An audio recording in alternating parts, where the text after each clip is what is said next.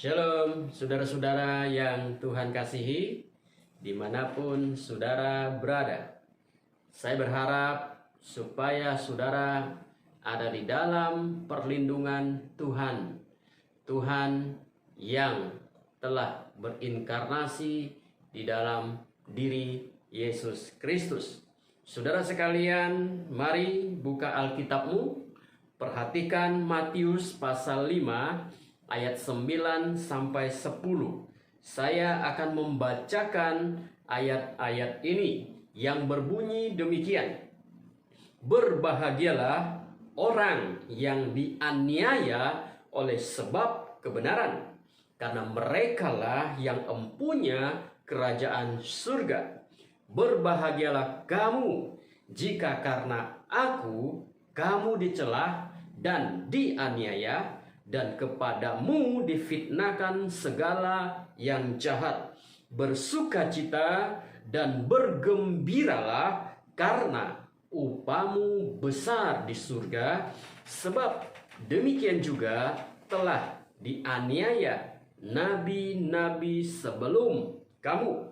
Saudara sekalian, perhatikan baik-baik perkataan Yesus yang terakhir ini tentang 8 bahagia. Ucapan bahagia ini dimulai dengan berbahagialah orang yang miskin di hadapan Allah, dan ditutup dengan kalimat berbahagialah orang yang dianiaya oleh sebab kebenaran, difitnah karena kebenaran, penghiburannya upahmu besar di surga.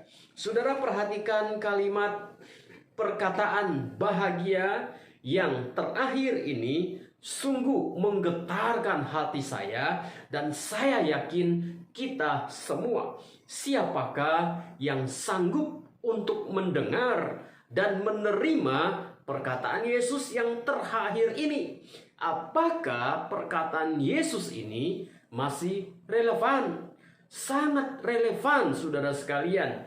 Dan saya percaya kita semua pernah mengalami penderitaan karena kita berani menyatakan yang benar, walaupun tingkat penderitaannya tidak sampai membuat saudara dan saya kehilangan nyawa. Kata dianiaya artinya menderita aniaya. Penderitaan ini bisa berupa fisik tapi juga psikis. Aniaya adalah memperlakukan secara sewenang-wenang, seperti menyiksa dan menyakiti. Kata dicela artinya dikecam, dihina, dikritik, dikatain secara tidak pantas.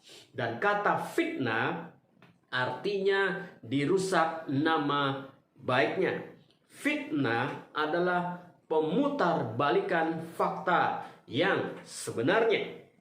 Para pengikut Yesus akan mengalami dianiaya, dicela, dan difitnah. Lalu Yesus menambahkan kalimat, sebab demikian juga telah dianiaya nabi-nabi sebelum kamu. Artinya jelas, saudara, bahwa ketika kita hidup di dalam kebenaran dan kita akan menerima risiko karena kebenaran.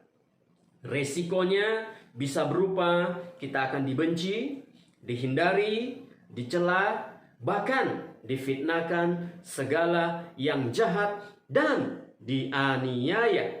Dari manakah penderitaan karena kebenaran ini, saudara?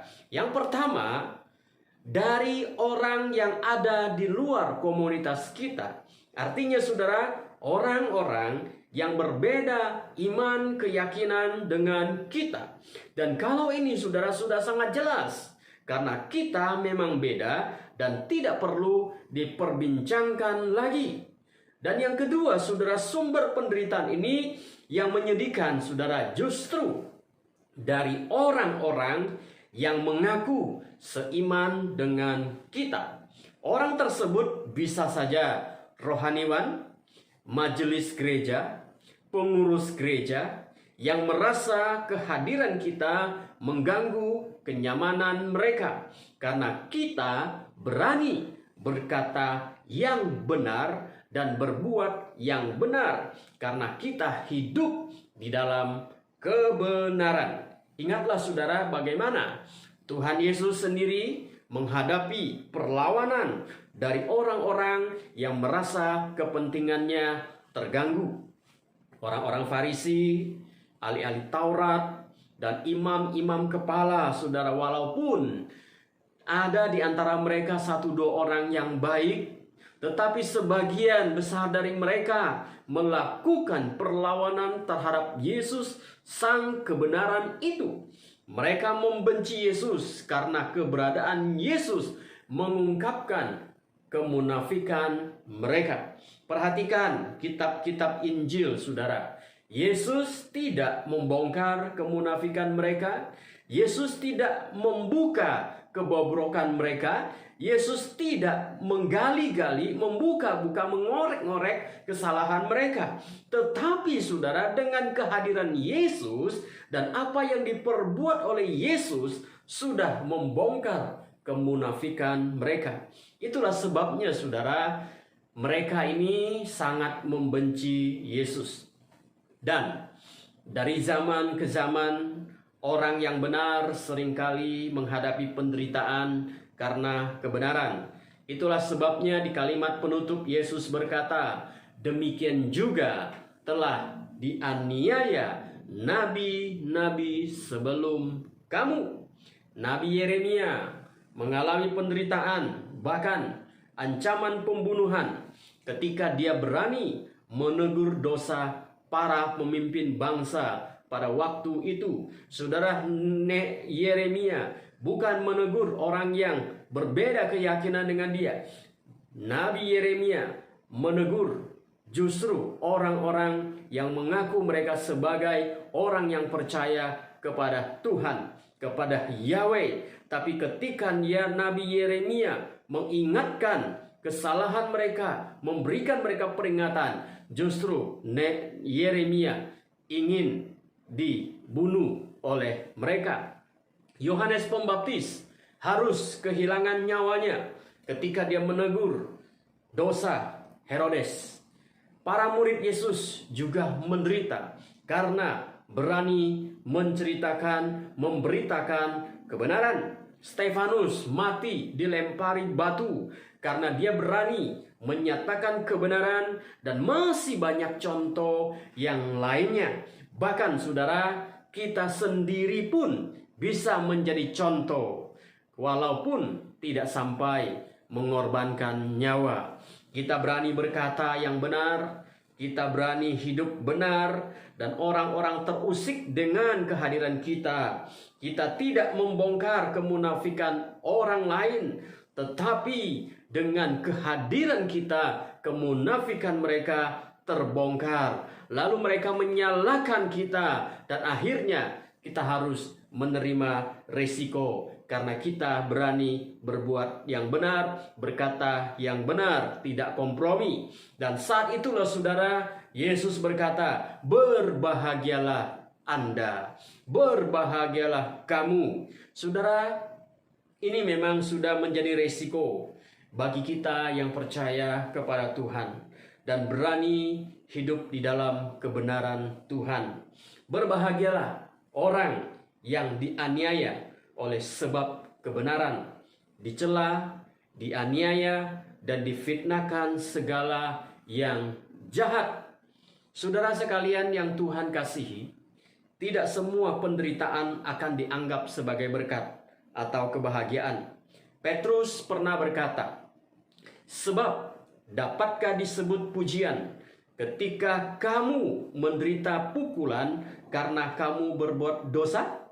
Tetapi jika kamu berbuat baik dan karena itu kamu harus menderita, maka itu adalah kasih karunia Allah, kasih karunia pada Allah.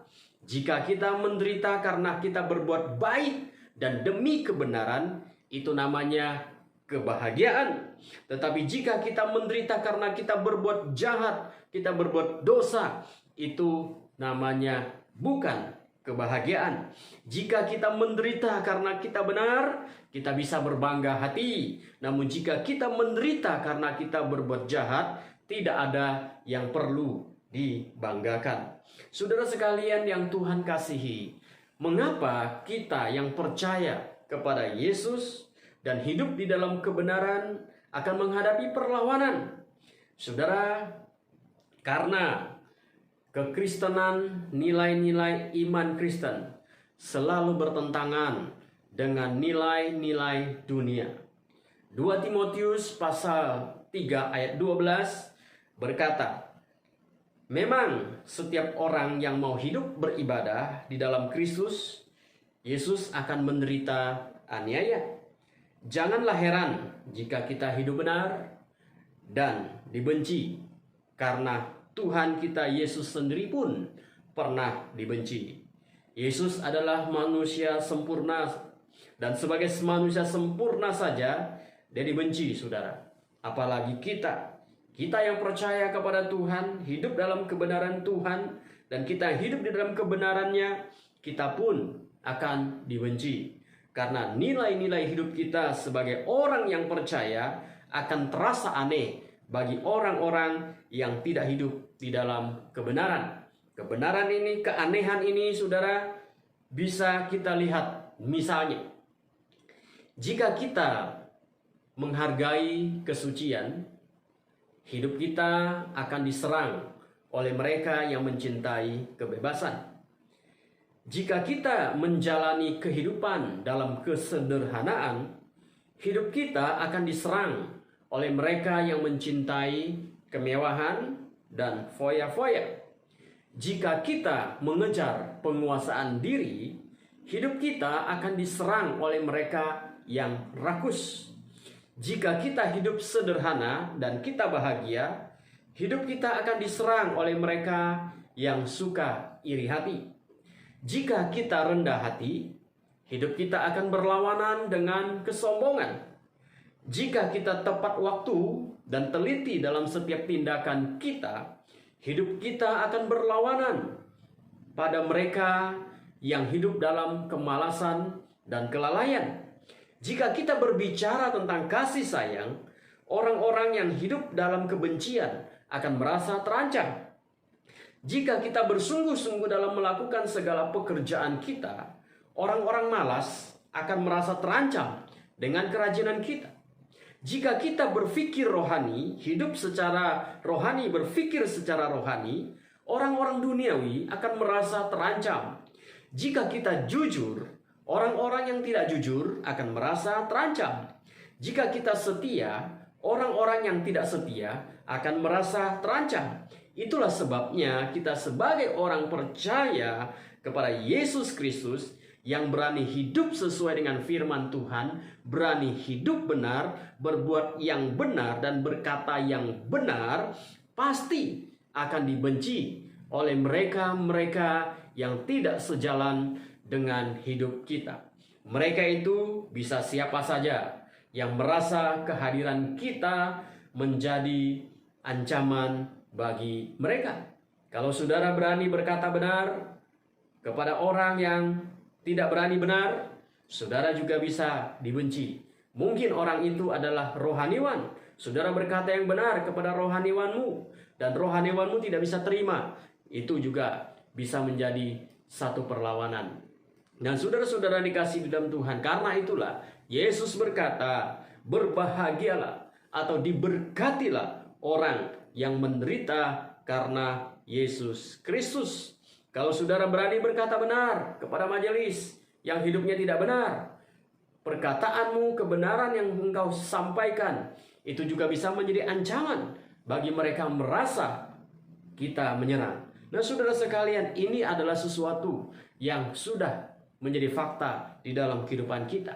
Karena itu Yesus berkata, berbahagialah orang atau diberkatilah orang yang dianiaya karena apa? Karena kebenaran. Karena kebenaran, berani hidup benar, berkata benar, bertindak benar. Ayat 10, dianiaya karena kebenaran. Ayat 11, jika karena aku kamu dicela, dan dianiaya dan difitnahkan segala yang jahat. Saudara sekalian, siapakah kebenaran itu? Yohanes 14 ayat 6 berkata, "Akulah jalan dan kebenaran dan hidup." Bahagianya di mana, saudara? Kalau begitu, orang yang hidup di dalam kebenaran, orang yang dianiaya karena kebenaran, orang yang difitnah karena kebenaran, lalu kemudian Yesus berkati, itu orang yang diberkati, itu orang yang berbahagia. Pertanyaannya adalah bahagianya di mana, saudara? Yang pertama, mereka adalah empunya kerajaan surga. Saudara, saya memahami kalimat ini bukan sebagai kalau kita menderita karena Kristus, kita akan memiliki surga. Karena keselamatan di dalam Kristus bukan karena kita menderita, tapi karena kita percaya pada Yesus Kristus sebagai Tuhan dan Juru Selamat. Di samping itu, saudara, banyak orang yang mengaku Kristen tetapi tidak menderita karena mereka hanya Kristen-Kristenan. KTP-nya Kristen, tapi hatinya dan hidupnya tidak ada Kristus. Istilah empunya kerajaan surga, saya pahami bahwa jika kita percaya Yesus, hidup sesuai dengan firman Tuhan, itu artinya hidup kita sudah sesuai dengan karakteristik kerajaan surga. Itulah sebabnya Paulus tegaskan dalam Filipi 1 ayat 29 yang berbunyi demikian, "Sebab kepada kamu dikaruniakan bukan saja untuk percaya pada Kristus, melainkan juga untuk menderita untuk Dia." Jika kita benar-benar hidup sesuai dengan nilai-nilai firman Tuhan, kita akan menghadapi resiko dibenci, difitnah, dicela, dianiaya, saudara-saudara. Dan yang kedua, upahmu besar di surga.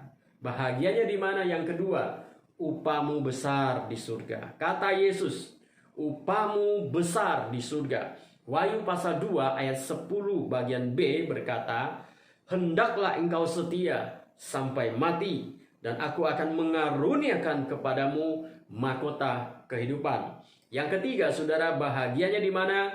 Bahagianya adalah Anda termasuk orang yang luar biasa. Ayat 12b berkata, "Sebab demikian juga telah dianiaya nabi-nabi sebelum kamu." Saudara sekalian dikasihi di dalam Tuhan, Anda adalah orang luar biasa ketika Anda berani hidup dalam kebenaran, berbuat yang benar. Kemudian saudara dibenci karena saudara berbuat benar, bukan dibenci karena kita berbuat dosa. Itu menjadi satu kebanggaan, dan saudara adalah orang-orang yang luar biasa. Saudara sekalian dikasihi Tuhan, memang perkataan yang terakhir dari Yesus ini tidak mudah, saudara, untuk kita terapkan di dalam hidup kita. Bahkan ketika kita menghadapinya, itu terasa berat. Tetapi saudara, ini menjadi resiko kita sebagai orang yang mengaku percaya kepada Yesus Kristus. Kalau kita percaya Yesus, belajar untuk hidup yang benar, berbuat yang benar, berkata yang benar, bertindak yang benar, hidup sesuai dengan firman Tuhan. Orang yang hidup sesuai dengan firman Tuhan, resikonya dia bisa dibenci, dia bisa dihindari, dia bisa dicela, tetapi tidak apa-apa. Karena apa? Karena kita menyenangkan hati Tuhan. Kita menderita, kata Petrus, bukan karena kejahatan kita. Kita menderita karena kebenaran. Dan itu menjadi satu kebanggaan. Dan itulah yang Yesus berkata, diberkatilah orang yang menderita karena kebenaran. Kiranya saudara, Tuhan memberkati saudara sekalian. Dan biarlah kita tetap kuat, sekalipun di dalam hidup kita, kita berani berbuat yang benar, lalu kita menerima resiko itu. Biarlah Tuhan menolong kita, meneguhkan iman kita, agar kita tetap berani untuk hidup di dalam kebenaran Tuhan. Tuhan memberkati saudara sekalian. Mari kita berdoa. Bapa di dalam surga, kami bersyukur kepada Tuhan untuk firman-Mu yang kami dengar hari ini. 8 ucapan bahagia yang sudah kami bahas, yang sudah kami dengarkan, khususnya pada saat ini adalah ucapan yang terakhir, khususnya di dalam 8 bahagia. Tuhan Yesus, tolong kami semua di dalam Ucapan yang kedelapan ini adalah ucapan yang sungguh-sungguh menggetarkan hati kami. Tapi biarlah Tuhan ajar kami, teguhkan iman kami, teguhkan keyakinan kami, agar ketika kami berani hidup benar, menerima resiko karena kebenaran, biarlah kami memohon kepada Tuhan, agar Tuhanlah yang menopang kami. Terima kasih Tuhan, kami bersyukur untuk firman-Mu. Kami akhiri firman Tuhan yang kami dengar, dan kiranya Tuhan menyertai saudara-saudara kami dimanapun mereka berada. Kasih karunia dari Tuhan kita Yesus Kristus, kasih sayang dari Allah Bapa, persekutuan dengan Roh Kudus menyertai saudara sekalian mulai hari ini sampai selama-lamanya. Amin. Tuhan Yesus memberkati saudara. Tetaplah kuat di dalam Tuhan. Amin.